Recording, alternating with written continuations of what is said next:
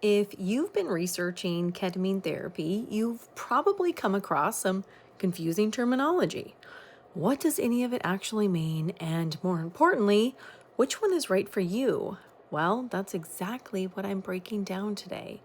Because the route of administration isn't just a logistical decision, it's a clinical and developmental one. So let's start with the three major umbrellas of what you'll hear in this space: ketamine assisted psychotherapy, or CAP.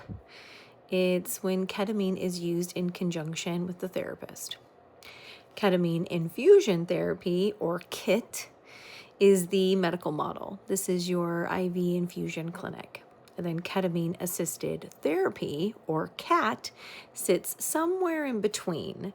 You'll hear this term used loosely, so ask providers exactly what they mean by it. Now, I want to also talk about the routes of administration, and then I'm going to bring it all together. IV is exactly that. It's intravenous. It's directly into the bloodstream. Intramuscular is directly into the muscle, which you'll hear me make mention of bioavailability and first pass metabolism. So if we look at IV, it's 100%. If you look at IM, depending on which book you read, it's 94 to 96%. And then you have lozenges or sublingual or troches. Those are, for the most part, interchangeable. The variable is you. How much fat, how much water, and how's your liver doing? Because all of that has variability as to your dosing and how you're going to work with the medicine. And, there's also other factors like, when was the last time you had anything to eat? And, yeah. So we can unpack that later, and I'll do another video on it for sure. But for today, let's focus on what all of these terms mean. Well, let's really think about the lozenge first, or CAP. This can also be an interesting thing to have conversation around because this is the at-home model. And I know that they're coming out with some, injectables as well. But this is typically for lozenges, is typically for someone who's just beginning to unpack their trauma story. So maybe you haven't spoken your trauma to anyone. Maybe it still makes your voice crack and you have a big knot in your throat when you even think about speaking to the magnitude of what has happened throughout your lifetime on Earth. This is where you really want to utilize a lozenge to just open it up. Open it up enough for you to be able to conversate about it and have somebody on the other end help digest it.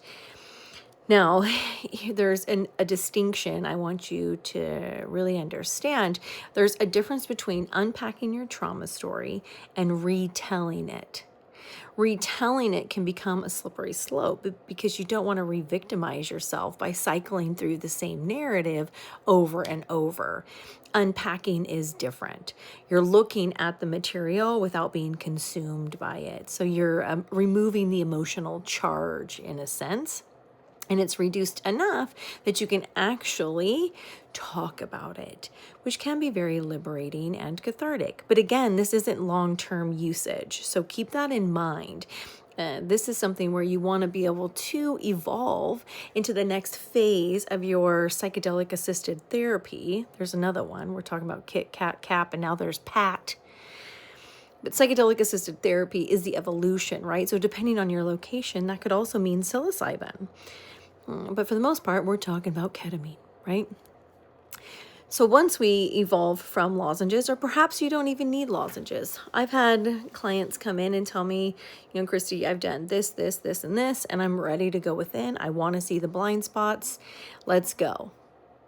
So again, when I say that this is developmental, that is what is meant by it. Where are you developmentally in your trauma story and the evolution of your consciousness so that you are able to make the most educated decision when choosing to go down this route of ketamine infusion therapy to evolve your consciousness and usher in new opportunity for the way that you think, the way that you speak, the way that you behave, and the way that you tell your new story that isn't through the lens of your trauma.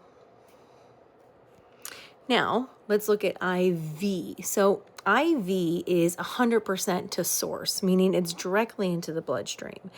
This is where you begin to separate from that limbic brain. This is where we usher in new consciousness. This is the opportunity that ketamine brings because of that new plasticity. You'll hear a lot of conversations around new neuroplastic window. You have about 7 to 10 days for new ways of thinking, being, and doing. That's why ketamine is opportunistic. So I'll give you a small example.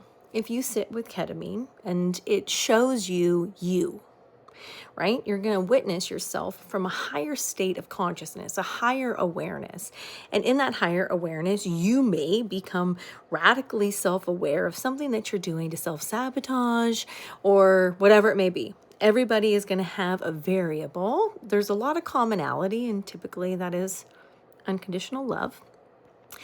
But ketamine's self-revealing, right? And so depending on your concept of self and how much you can actualize, that can be very riveting because the answers are coming from within. So it has separation from traditional talk therapy because if somebody isn't projecting answers into you, you're experiencing them from yourself at a higher state of consciousness, which then it results in this opportunity or this window for you to evolve. It's ripe for the evolution of your consciousness.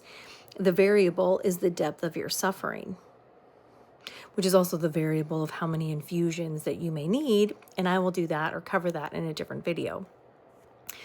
And then we have intramuscular, right? So intramuscular is also done predominantly in psychiatric work because it's one of the more convenient routes of delivering the medicine that is not a lozenge, right? Not everybody can start IVs, and that's that. And so intramuscular becomes its own category in the sense that it can be very somatic. Meaning, are you a compartmentalizer? Is there trauma trapped in the physical body? Is it presenting as, and what could be understood as, chronic pain?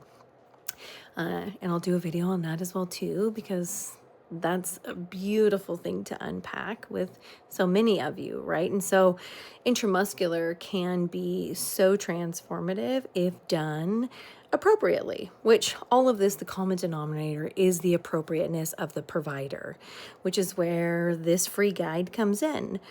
Again, my name is Christi Myers. I've spent the last 9 years working with ketamine, 5 of those in my own private practice, having served hundreds of clients, thousands of medicine sessions. This is birthed from so much love and intention so that you as the individual have an opportunity to get to know your provider, know where you are, have an opportunity to integrate at a deeper dimensional level. And so that's why I built it. It's free for you.